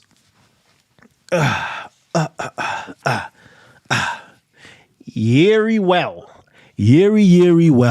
It's not talking about whether Islam permits child marriages. We all know in the Muslim world, it is permissible. Okay? We're separating Islam, Muslims from the Quran. Because the Quran says, wait. The Quran may say one thing, whereas Islam and Muslims say something else. Okay? Does the Quran permit child marriages? Yes or no? I want the people who say yes to come on to one side, the people who says no to come on the other side. It does not matter if you are a Muslim, Christian, Jew, Hindu, atheist, whatever the case is. We're simply talking about a piece of literature that some find holy. We're going to read the Quran or passages in the Quran, and we can be objective to say, does this promote or permit child marriages? Yes or no? That is going to be the debate and discussion that we're having tonight. Okay? And again, we'd love to hear Muslims definitely come on to argue this point, whether you're for it or against it. Just state your opinion or perspective, and I would love to hear your voice. Aladdin, I'm opening up the floor to you. Talk to me. I have a question for you. Yes. You know what is the difference between nikah and zawaj? Nikah, I believe. Nikah and zawaj. Yeah, I believe my Arabic isn't as good as it used to be, but nikah is the actual consummation of the marriage, whereas zawaj is like coming together as a union, as being a wife, but not necessarily actually having sex. What? Are you sure it's not the opposite? It could be the opposite. There you go. It could be the opposite. It's just that. Very good. So there's a difference between nikah and zawaj. Yeah. So the verse you are quoting from the Quran is talking about nikah or zawaj? Can we leave that discussion for later? I want to get back to his statements that he made earlier on, because you can leave that one for later. That's just me asking, but I mean, you're the host. Yeah. I'm going to just answer what he's saying. I think that particular 65.4 is not talking about either or. It's talking specifically about divorce, and it's talking about the iddah, the waiting period. But it is presupposed that there is a marriage, i.e. a nikah, and it's presupposing that there has been consummation, which, again, I have to go back into my Arabic to understand which of the two is each. And it's presupposing that the woman has already been touched. Otherwise, you can just divorce the woman and there is no iddah, no waiting period. So clearly, there is a contractual marriage and there is a consummation of the marriage. Hopefully that answers your questions. Let me know yes or no. So you should know by yourself. You said contract marriage and what else? Consummation, actual sex. Consummation, exactly. Mm-hmm. Which actual sex. Yeah. So at what age can you do the contract marriage? I think at any age you can do a contract marriage. Very good. Mm-hmm. How about consummation? Consummation, depending upon the school of thought, it's when they have reached, how could I put it, adulthood. When they have become a woman. In the Maliki school, it's roughly around 18. In the Hanafi school, it's roughly around 18. In the Shafi'i school, it's roughly around 15. In the Hanbali school, a woman is become a woman, according to them, but at the age of 9 years old. The Quran says that they will have to be past the age of pubescence, and they have to have the mental maturity of it. So therefore, they're an adult. So yeah, that's what I would say. So very good. So very good. No, actually, the numbers that you mentioned, you have some mistakes there. I advise you to look it up. Yep, check it up. The numbers that they gave. Check it up, please. Yeah, you can check it up before you come back. No, before you come back. You can correct me. You can correct me now. You can correct me.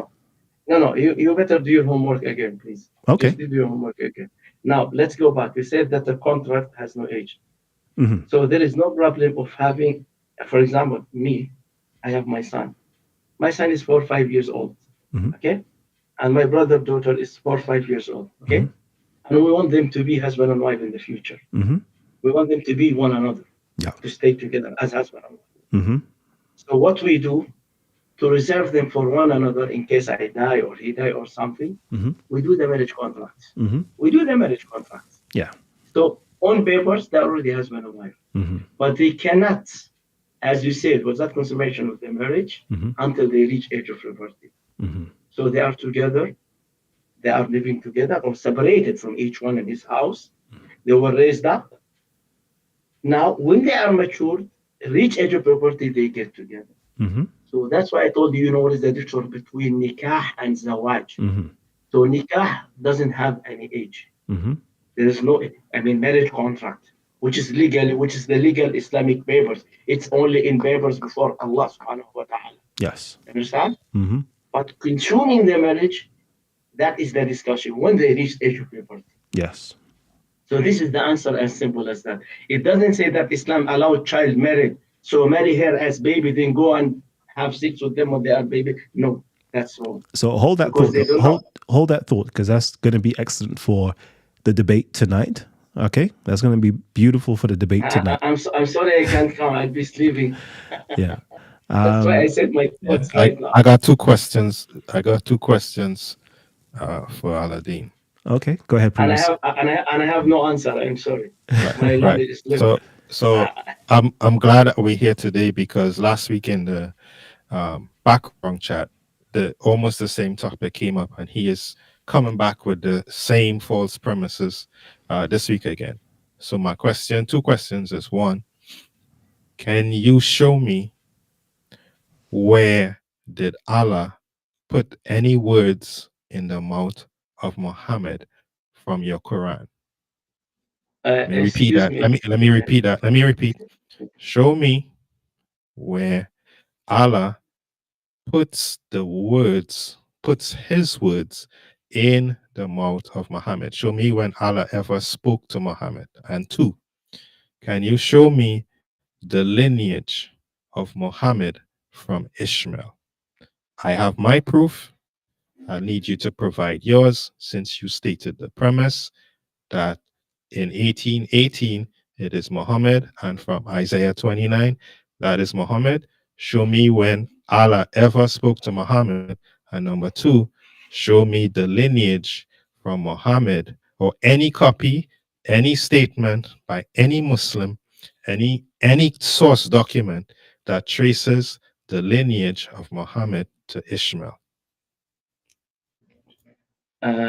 Excuse me, first of all, you are Christian or not, if you don't mind me asking you? Can you hear me?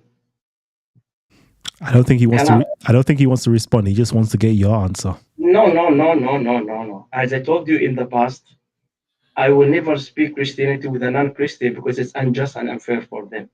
As I will not. Okay, Prima. You speak about Islam with a non-Muslim, it's also unfair for Muslims. Prima, can you respond?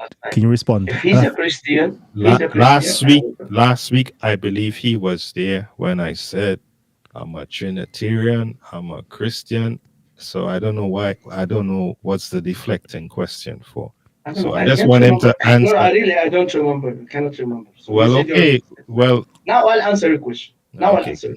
Very simple. No question. No problem. Number one, actually, I was talking about this. I don't need to repeat myself before you came in, and I explained it to Kalam. I was proving to him that Prophet Muhammad is an illiterate.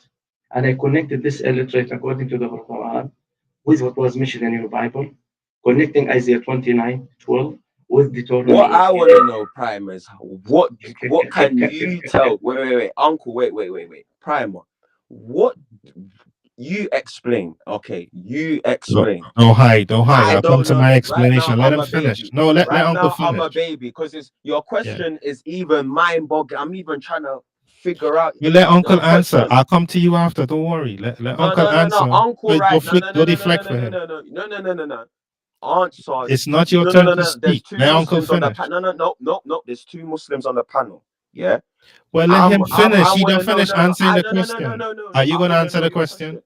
Well, let him finish I want to first. gather your question so I can answer it because it's kind of confusing. Kalam, all I'm saying is Aladdin is the one who stated the premise. No, you stated that he was talking about child. He was talking about marriage. You brought a whole new argument. No, you're not listening, bro. Listen, you come on too short. Could Aladdin state his premise and give us the evidence of what he stated earlier in the broadcast? That's what earlier. Those are my 2 questions. When was earlier? When? What was getting stated earlier? In like, show me. I'm baffled right now. I'm confused because there was a different convo going on. I just stated. Let me repeat my question and let me repeat the premise. You was talking about Aladdin said. Well, let me finish. This convo was behind back chat. This convo wasn't on live. I'm talking about with the now. Let me finish. It's a whole different argument. Son, listen, let me finish. Son, nephew, don't son me, bro. Well, let me finish. What I want to know is, what do you mean by show me where Allah is? What is the whole basis of the Quran? What do Muslims say it is? It's the word of God, right?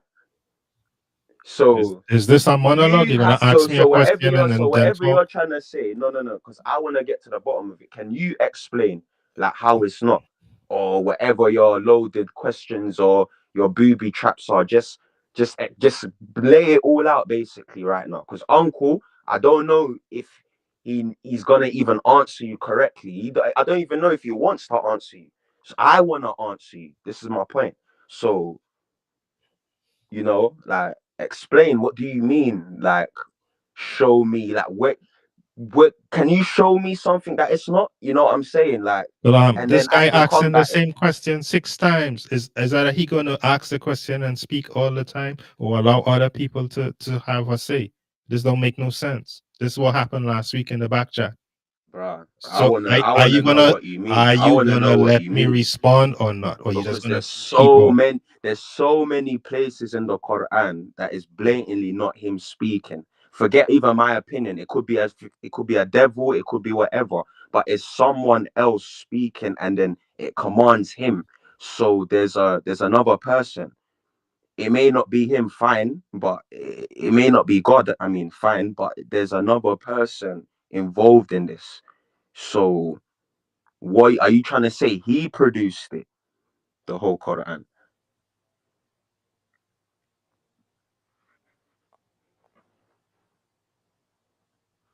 Go on then, innit? Uncle, answer him, innit? You don't want to chat to me, answer him.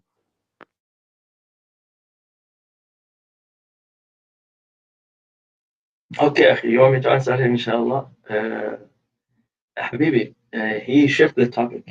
He totally changed the topic. He totally changed the topic. This is my point. This is why I'm even like, when he even said it, my brain quickly. I actually want to understand his argument, but even the thing is, the second question, cool, but the first bit is the first question is so mind-boggling. Let me repeat the question. Mute your mics. Let me repeat the question. Mute your mics. Okay, real quickly. See, I'm being selfish right now. Just to let you guys know, I'm actually still testing out on my system. Let me just do this, because it seems as though my microphone and the visuals are off by a few milliseconds. So I'll just change something. Let's see what that does. I'm going to bring you guys back in. I'm just trying to see what it's like. Testing. 1, 2, 3, and clap. There you go. Anyway, continue talking amongst each other. So can I just repeat the question?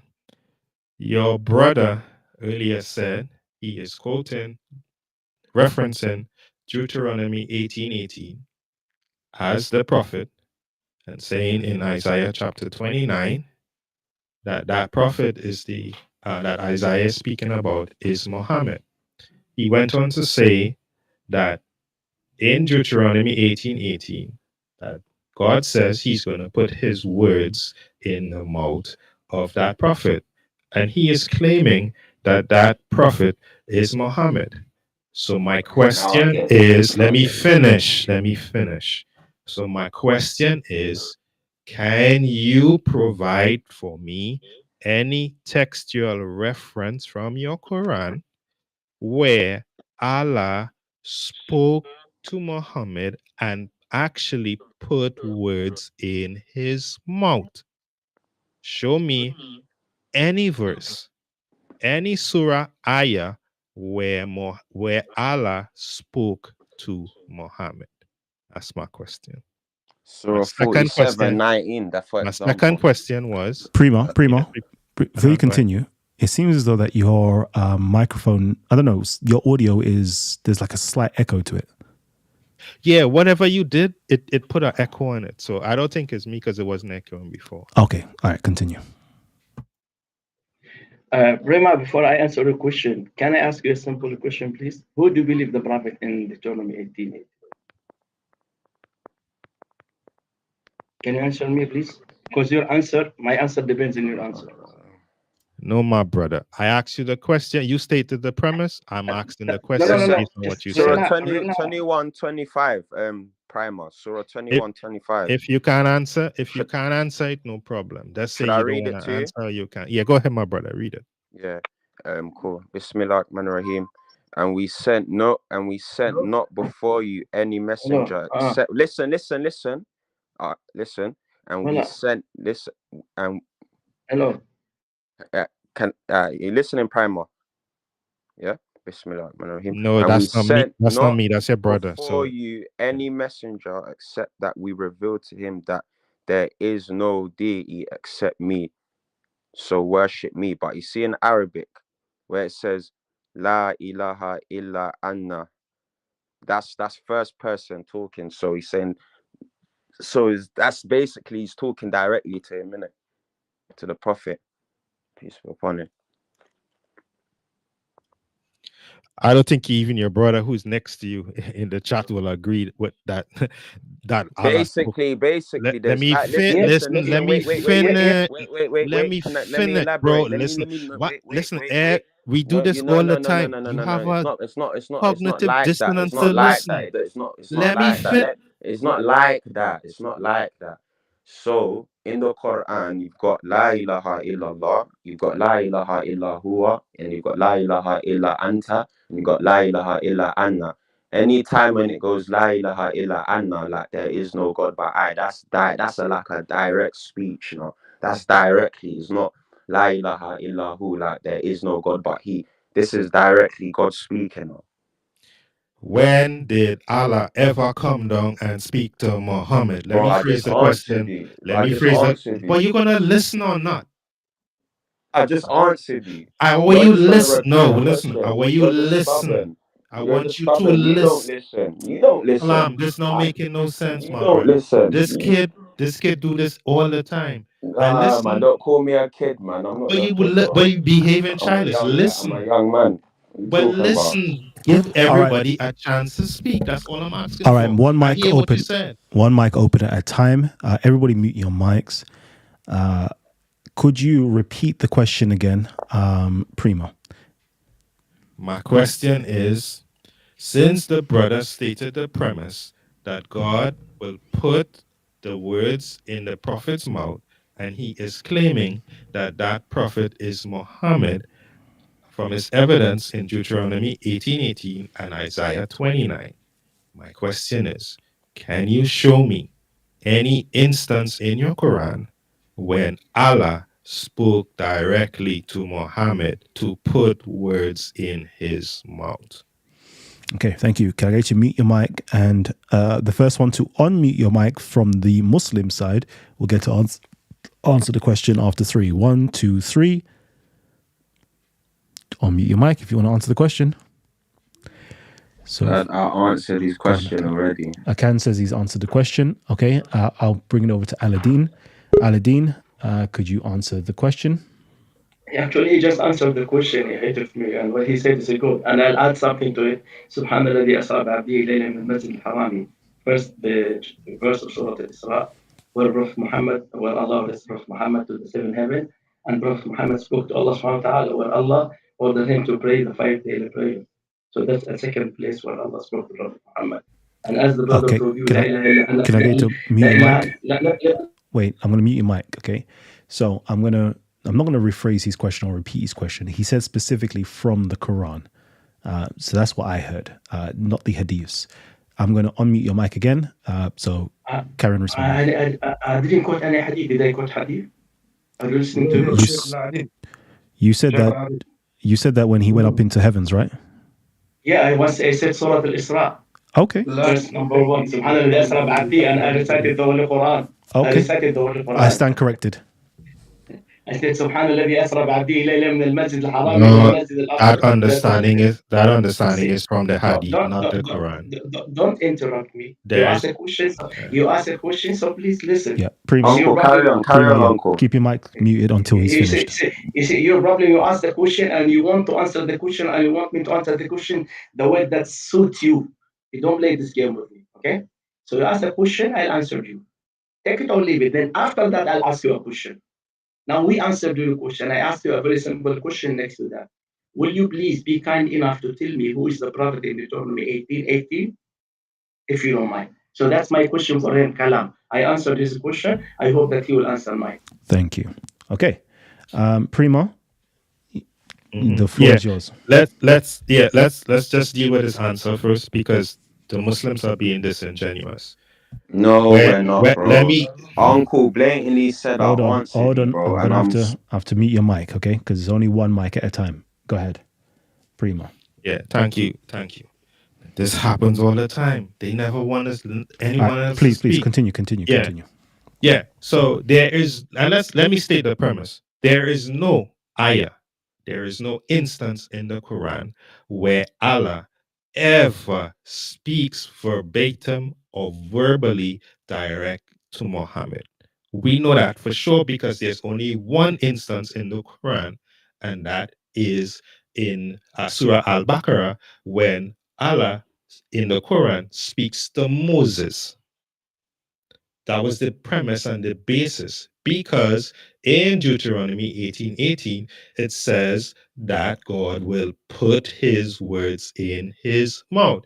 Now, if I'm to answer his question pretty much easily, right, from a Christian paradigm, I could just plainly say, oh, that prophet is Jesus, right, or the Messiah, right? Now, my second question, if I allow them to run with that and say, listen, you all can lie, you all can quote whatever ayah you want. My second question is, if you're saying that Muhammad was among the brethren of Israel through Ishmael, show us the genealogy.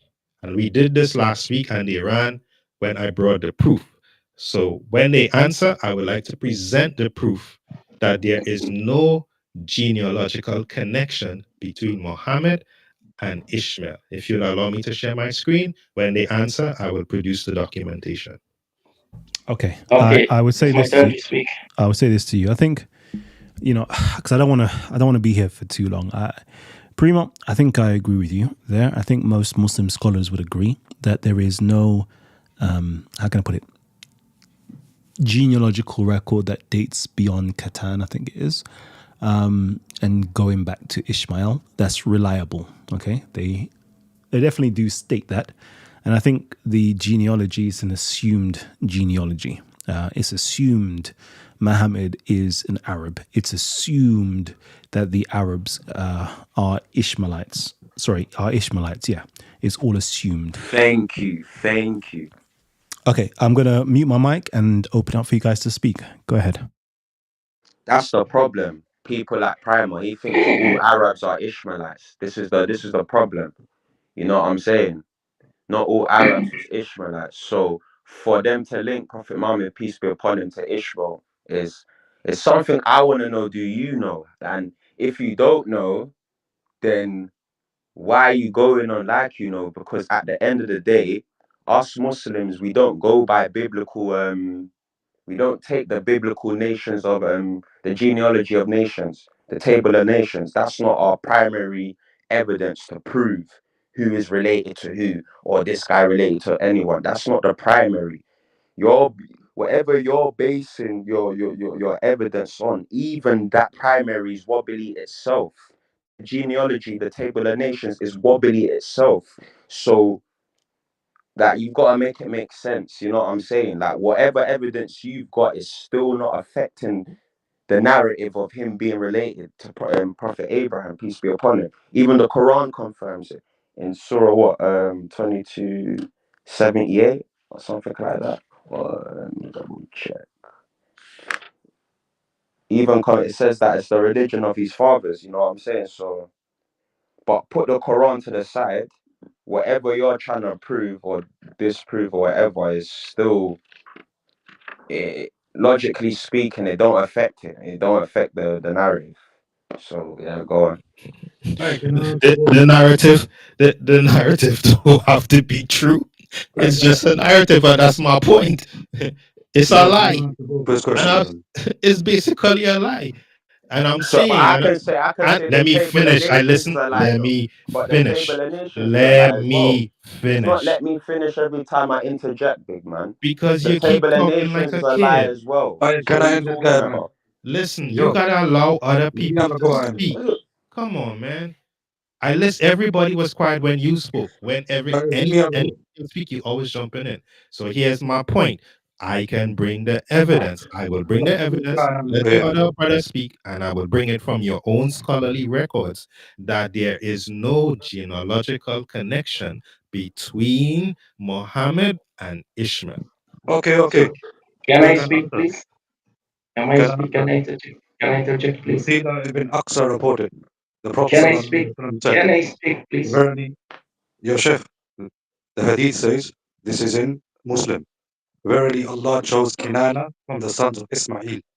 He chose Quraysh from Kinana. He chose tribe of Hashim from Quraysh, and he chose me from the tribe of Hashim. But he's not gonna abide that. He's not gonna abide that. He's gonna read from I think what Qutubi or Malik or one of them. He brought out something last week. Yeah, but don't worry, then. You don't mind. Okay. And the first thing he said was, did Allah put the words of in the mouth and all that? Surah Al-Qiyamah, لا تحرك به لسانك لتعجل به. Do not rush your tongue trying to memorize the Quran. إن علينا جمعه وقرآنه. It is certainly upon us to make you memorize and recite it, Quran. So both your questions will be answered, man. Yeah, and both you can carry on being this guy up. Assalamu alaikum. Alaikum assalam. Can I speak, please? Jazakallah khair. Prema, what's your name? Prema Scripture. You see, first of all, as I said, you will not accept the answer. So you are already programmed not to accept our answer, even though we gave you the answer. Then after that, we said that the Prophet in Deuteronomy 18:18 is Jesus according to your faith as a Christian. Now, for the sake of the argument, I'll accept with you that it's about Jesus. For the sake of the argument. You as a Christian, you do believe that Jesus died for your sin and he was killed on the cross for your salvation, for the sin of Adam.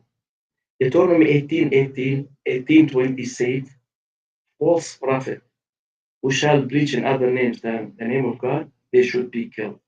So you are telling me in Deuteronomy 18:18 it's Jesus. So 18:20 is telling me that Jesus was killed on the cross because he was a false prophet. Thank you very much. So therefore, I'm telling you, Muhammad was killed. That's a good argument. That's a good argument. Let me finish. Heard that one before. Don't interrupt me. Can I present my screen? I'm not yet done. I'm not yet done. See, brother, when you caught him in a corner, he now you are interrupting me. Kalam, let me finish. I'm not yet done. Let me finish. Let me read his source, uncle, because it's what's next. That's what let me finish. Right. Okay, young brother, I'll do it for you. I'll let him speak. So I'm gonna read your book, right? So let me just show the proof. This is I've got that, by the way. The Life of the Prophet Muhammad, Volume 1 by Ibn Kathir. What page is it? We going? Yeah, I'll bring it up. Don't worry. Okay, let's go. This is so old news, but right. This is page 50. Yeah. Right. We got page 51, and then we got page 52. I'm just showing the heading. Page 50. What's the title called? The title: An Account of Adnan, Forebearer of the Arabs of the Hijaz, from whom the line goes down to the Prophet. Right. Yeah, go on. Right. Okay. Cool. So let's read. I'm going to read from page 51. You didn't want to hear it last week. You're going to hear it this time. So this is what it says. You can read all the rest. I don't want to be too long. And this is why Malik, God bless him, did not. Is that on page 50 or 51? No, page 51. You can read from page 50 if you want. No, I want to read along with you. Hold on. Let me find as for Malik, go on. Yeah. Right. Read. As for Malik, God have mercy on him, he expressed disapproval when asked about some tracing his descent back to Adam and commented, whence come to him knowledge of that? When he asks about tracing back to Ishmael, he expressed similar disapproval, asking who could provide such information. Malik also disliked tracing the genealogy of the prophet, such as saying, Abraham, son of so and so. Al-Muti stated in his book, Stop. Let me finish. I'm not done. Let me finish. I'm not done. Right, let me finish. Let me finish.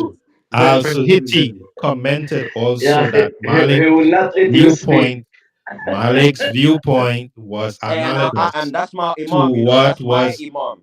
Let me finish. Right here. That's you all don't want to hear the truth. Al-Zubair also, who is reported to have said, we have found no one who knows between the line between Adnan and Ishmael. Yeah. It is reported that Ibn Abbas said between Adnan and Ishmael there was 30 ancestors who are unknown. Ibn Abbas is also reputed to have said when he traced back lines of descent as far as Adnan, the genealogists have lied twice or 3 times. And it is skepticism, even more the characteristics of Ibn Masud, whose attitude was like that of Ibn Abbas. Umar ibn Khattab stated, we carry back the genealogy only as far as Adnan. Abu Abir stated in his wait, what page is this? What page is this? Page 52, same book. Right? All right. Ibn related that Abu said that he heard, and we go on. We never found anyone who knew genealogy back Adnan nor past Khitan unless they were using conjecture. Okay, cool. So what is now? What is your conclusion? Your scholars have lied. They have lied. No. Wait. First of all, in your own book, they said your genealogists have lied. So let's go to Imam Malik. Yeah, that's who I'm a part of his school, innit? Yeah. Can I say something? No, wait. Fight among yourselves and prove it. Show us where. Wait. First of all, yeah, do you know about Imam Malik? Do you know the kind of guy he is? He don't really take a lot of bullshit. So for example, if there's things that's shaky, he'll brush it off. So whatever he's disproving, that's his character. That's what he would do. But now Ibn Abbas is also narrated that they can trace their lineage from Adnan to Ishmael, 30 ancestors which are unknown. But what you're missing is that's the narrative is they can trace from Adnan to Ishmael. They don't really need to know the 30 ancestors. All they are linking is this person to Ishmael. This is the whole point. This person has connection to Ishmael. Now, as we read further ahead, where did he say Ibn Abbas also